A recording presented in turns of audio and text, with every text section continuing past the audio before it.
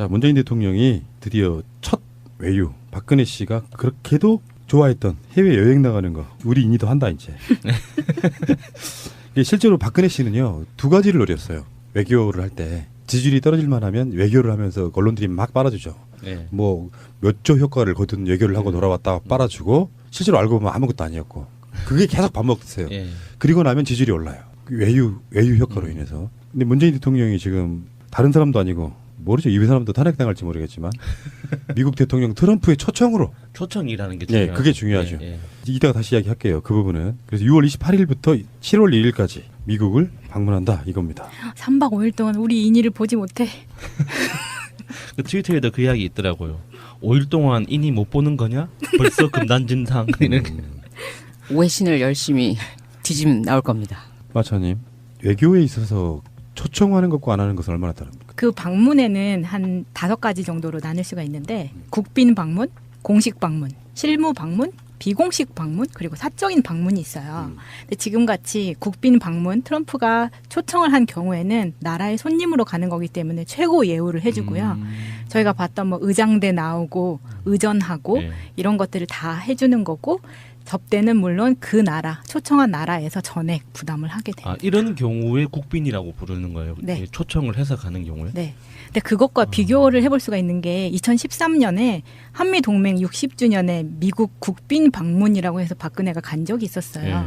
근데 당시에서는 미국에서 의장단은커녕 아무도 안 나왔었거든요. 전부 다 우리나라 정부 관계자들만 나왔을 때 박근혜가 비행기에서 나오면서 이렇게 손을 흔드는 장면이 있어요. 근데 미국 사람은 아무도 없고 우리나라 사람들한테만 했었던 그런데 언론에서는 전부 국빈이라고 썼기 때문에 이거 굉장히 그때 막 말이 많았었죠. 국빈이 아닌데 국빈인 척했다. 그런데 공식 방문은 많이들 들어보셨잖아요. 이때는 초청은 아닌데 서로 일정을 조율해서 합의된 방문이지만 의전이나 격식이 좀 더 간소화된 것. 이때는 이제 공식 방문이고 이때는 가는 사람이 돈을 내는 거고요. 가는 사람. 네. 그게 중요하죠. 돈을 누가 내느냐. 네. 뭐 이 정도 나머지는 네. 그렇게 네, 맞아요. 네. 사적인 방문을 알 필요도 없고. 네. 대통령이 사적으로 외국 나가는 일은 없을 거예요. 임기 기간 동안에. 예. 너무 바빠. 우리가 모르게 나갔다 왔을 수도 있어. 올차 쓰고요. 그렇죠. 그래서 이 정상회담이 사실은 문재인 정부에 있어서 가장 중요한 외교의 시작이에요. 지금 이 의제가 문재인 정권이 들어서서 해결해야 될 가장 시급한 외교 문제가 북핵 문제거든요. 예. 정우영 국가안보실장이 지금 원래는 이제 외교부 장관이 있거나 그러면 뭐 외교부 장관이 그걸 전담하는 건 아니지만 외교부 장관이 없는 상태 공식적으로 윤병세한테는 뭘 맡길 수 없는 거잖아요. 그러니까 정우영 안보실장이 미국 가고 그러면서 이렇게 항상 이런 국가적 회담에는 의제를 조율합니다. 무슨 이야기를 할 것인가를 서로 정해놓고 예. 서로 간에 어떤 전략을 짜서 같이 만나서 얘기를 하는 거거든요. 그 의제가 지금 뭐냐면은 한미 동맹을 한층 더 발전시키기 위한 협력 방향, 북핵 문제의 근원적 해결을 위한 공동의 방안, 한반도 평화 실현, 실질 경제 협력 및 글로벌 협력 심화. 너무 뻔해 보이지만 이거 굉장히 중요하거든요.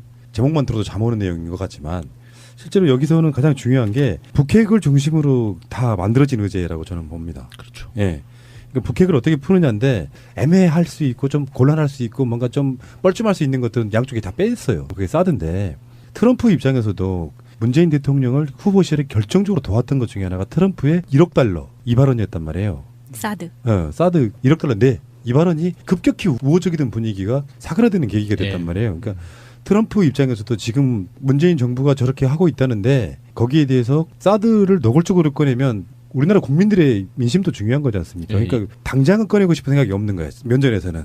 우회적으로 압박은 할 수 있어도 그런 것 같고 문재인 대통령 입장에서는 이미 못을 박아놓은 거예요. 그래서 트럼프를 만나기 전에 한국의 절차적 민주주의와 미국이 가장 중요하게 생각하는 것 중에 하나가 사실은 자기 나라에서는 환경영향 평가 같은 거잖아요.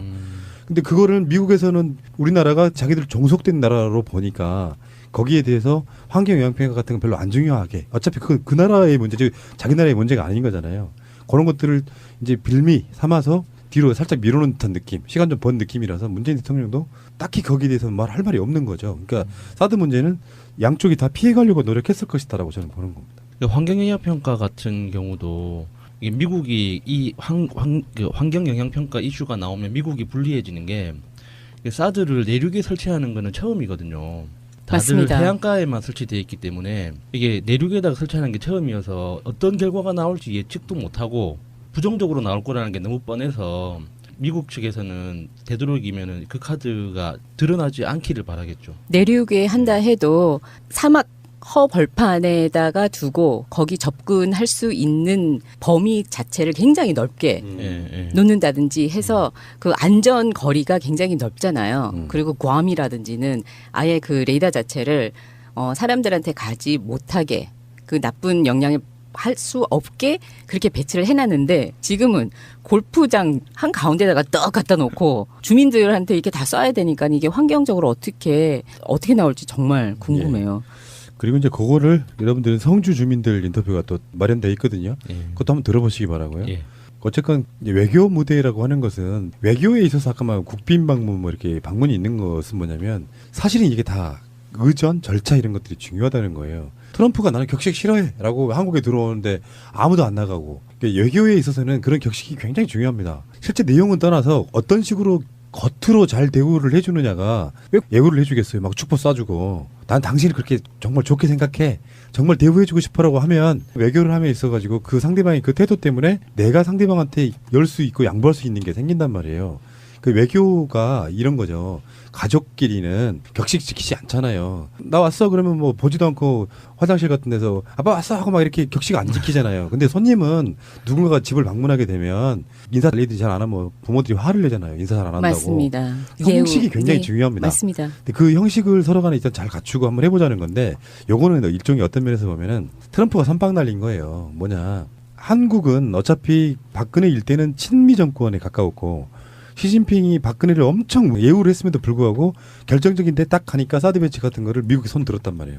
지금 중국에서는 정권이 바뀌었기 때문에 문재인 대통령에게 일방적으로 친미하지 마라고 계속해서 지금 날리고 있는 거거든요. 트럼프 입장에서는 사실 일본한테 뭔가를 좀 맡겨봤더니 하는 짓들이 워낙 적이 많아가지고 힘든 거예요. 말하자면 그게 국제적 관계에 있어가지고 위안법의 같은 걸 쉽게 해줬던 이유도 우리가 그냥 유추를 해보면 미국의 압력에 의해서 예. 일본에게 면죄부를 막 줘야 예. 일본이 국제사회에서 자기 역할을 대신해 줄 수 있잖아요. 예. 근데 일본 자체를 못 믿겠는 거예요. 그러니까 정권이 바뀌었죠. 근데 한국에서 예상하다시피 문재인 정부 정도 되면 북한에도 뭔가 좀 해줘야 되고 중국도 해줘야 되고 해서 일방적인 친미 정권이 만들어지기 힘들단 말이에요. 그러니까 가장 선빵 날려가지고 문재인 대통령을 사실은 모셔가는 거예요. 먼저 만난 사람 무시하기 힘들거든요. 맞습니다. 그런 측면이 분명히 있는 거예요. 그런데 어제였죠. 6월 14일 날에 오늘이라면 어제 우리 그 문재인 대통령이 한미 동맹의 상징인 용산 그 한미 연합 사령부를 방문하십니다. 거기에 가서 우리 동맹은 아직 탄탄하고 좋습니다. 함께 갑시다를 외치고 오셨어요.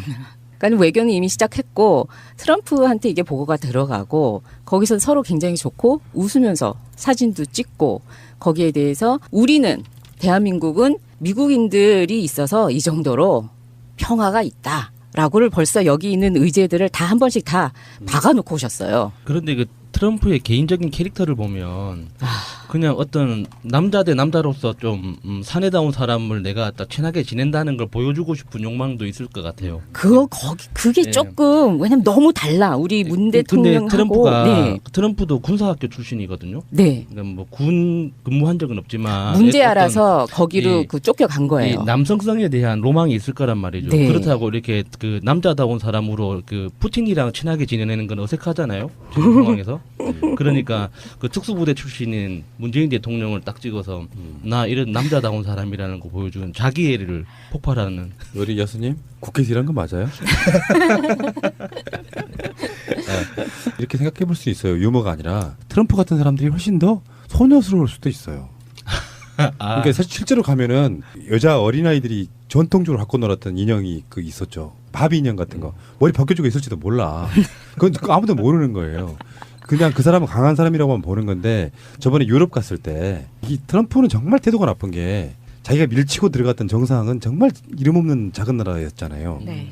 만약에 그거를 세계 강대국인 중국의 시진핑을 밀치거나 그렇게는 안 했을 거란 말이에요. 그러니까 이 사람 자체는 기본이 너무 안 돼 있는 사람이긴 한데 이 의제 설정은요 트럼프의 의지랑은 상관없어요. 제가 봤을 때는 트럼프는 그냥 일정 잡아주면 지가 가서 자기 하고 싶은 걸 하는 거고 백악관에 있는 담당자들 이런 사람들이 의제 설정은 미리 해놓고 그렇죠. 트럼프는 또 의제가 뭔지도 모르고 들어갈 가능성도 저는 있다고 봅니다. 솔직히 말하면. 그렇죠. 그 전날에 또 그 큰 만찬을 참석을 할 터이니 트럼프가 29일 날에 우리 본 회의에 어느 정도 정신을 차리고 들어올지는 그것도 큰 의문입니다. 그리고 예. 아까 푸나님이 말씀하셨듯이 트럼프가 시진핑이 방미했을 때 손주들이 중국어로 노래를 하게 했었어요. 시진핑 앞에서.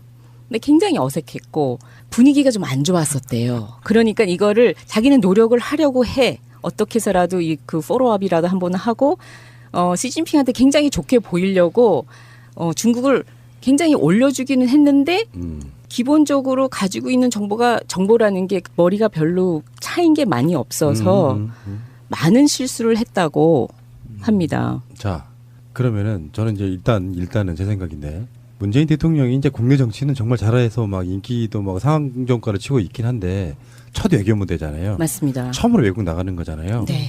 그래서 저는 정말 기대가 되는데 우리 트위터리안들은 어떤 기대를 하고 계신지 트윗을 한번 소개해 주십시오. 다시 희망을 이라는 분이 깍!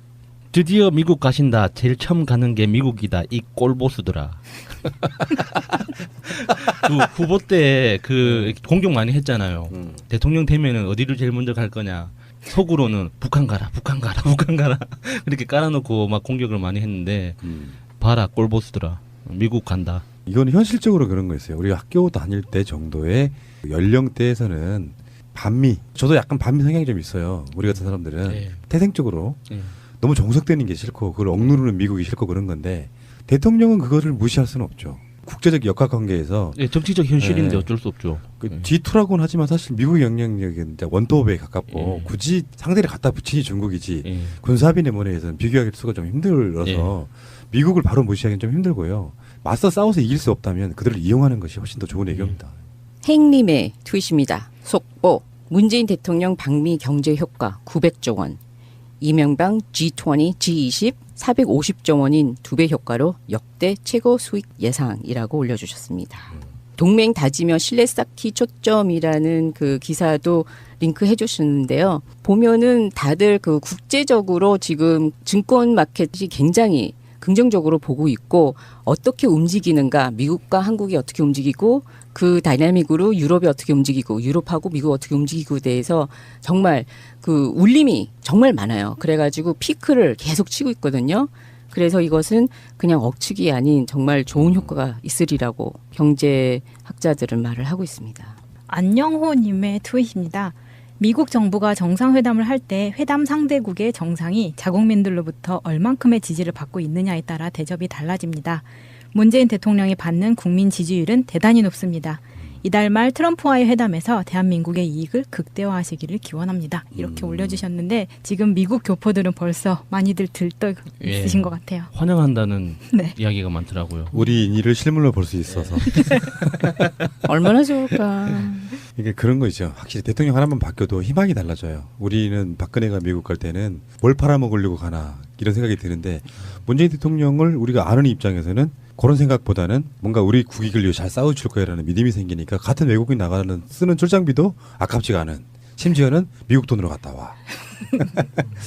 필 프라임님이 우원식 의원 그 인터뷰 그 기사 한미 정상회담 야당 동행 제안 한국당만 반대 이 링크를 걸어놓고 코멘트 붙이신 게 자한당의 반대 외길 인생 변함없는 국정농단 이렇게 써주셨는데 이 보통 그 정상회담 할 때 박근혜도 그렇게 했습니다. 이명박도 그렇게 했고 이렇게 야당에서도 의원들끼리의 어떤 이벤트도 만들거든요. 굉장히 많은 일이 일어나요. 그러니까 우리가 스포트라이트는 정상회담 하나만 보이지만 그 주변에 그러니까 민간 단체까지 기업들까지 그리고 민간 교류까지 굉장히 많이 이벤트가 많은 이벤트가 일어나는데 그 중에서도 이제 야당 의원들 입장에서도 할 일이 할 수 있는 게 분명히 있거든요. 자기들이 챙길 수 있는 게. 그런데 지금 자한당 스스로 자멸하는 것밖에 안 되는 것 같아요. 맞죠? 예. 예, 자기 뺨을 열심히 때리고 있는 맞아요. 그런 격인데 야당이 국정의 동반자라는 말은 서로 간에 협력 관계라는 게 일단 있어야지 반대를 위한 반대를 해버리면 어떻게 협력을 합니까? 미국에 니들 국회의원도 같이 데리고 가서 같이 한번 해보자 이건데 그것도 예. 거절하고 있는 거잖아요. 예. 그런데 지금 연습을 열심히 하고 계시는 거라고 저는 뭐든지 다 긍정적이잖아요. 이니 하고 싶은 거 다 해님의 tweet입니다. 뉴스에 링크를 걸어 놓으시고 이런 멘트를 남기셨습니다.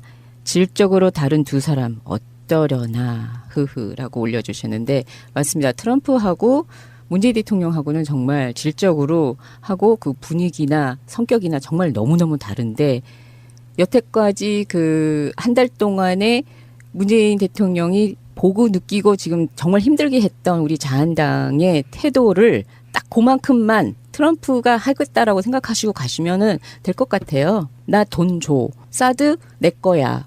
내 거 원하면 돈 줘. FTA 싫어. 내 거 더 해줘. 라든지 그냥 막무가내 나오면은 그냥 허허허 웃으시면서 아, 네, 그러면은 지금 우리가 의제가 이건데요. 라고 잘 얼리고 달래고 하시잖아요. 눈 꺼벅꺼벅 하시면서. 알자지라 방송에서 이제 한국에 있는 특파원 연결해가지고 이렇게 하는 걸 한번 봤는데요. 재밌더라고요. 주로 어떤 내용이냐면은 제 생각엔 두 사람의 공통점은 별로 없는 것 같습니다. 성격이나 이념적인 면에서 그 둘은 매우 다른 사람들이죠. 문 대통령은 진중하고 신중한 꼼꼼한 정책가이죠. 오랫동안 유지해온 정책적 입장으로도 잘 알려졌고요. 반면에 도널드 트럼프는 정반대라고 할 수 있습니다. 그는 대담하면서 변덕이 심하고 무모한 정책 변경을 하는 경향이 있지요. 정말 솔직하게 말씀드리면 아마 문 대통령은 트럼프 대통령을 상스럽다고 생각할 거예요. 전 정말로 그들이 서로 싫어할 거라고 생각해요. 문 대통령이 한국 국민들에게 어떻게 어필할 수 있었나요? 라고 물어요. 이제 앵커가. 왜 국민들이 문재인 대통령을 뽑은 거죠 하니까 문재인 대통령은 곧고 강직한 사람으로 보여집니다. 그를 보시면 예의 바르고 신중하며 교수님 같다는 생각이 들죠. 뭐 이런 식으로 이렇게 칭찬을 하는데 알자지라라고 하는 게 기본적으로 반미 성향이 좀 있기 때문에 트럼프는 혹평하고 문재인 대통령은 좀 띄워주는 이런 것도 있었지만 실제로 그런 느낌이잖아요. 네. 문재인 대통령 미국 간다는 게 이제 엠바고가 걸려서 정보가 들어와서 그러니까 오늘 새벽에 나간 방송이 평상시 때 한 1시 좀 넘어서 나가거든요.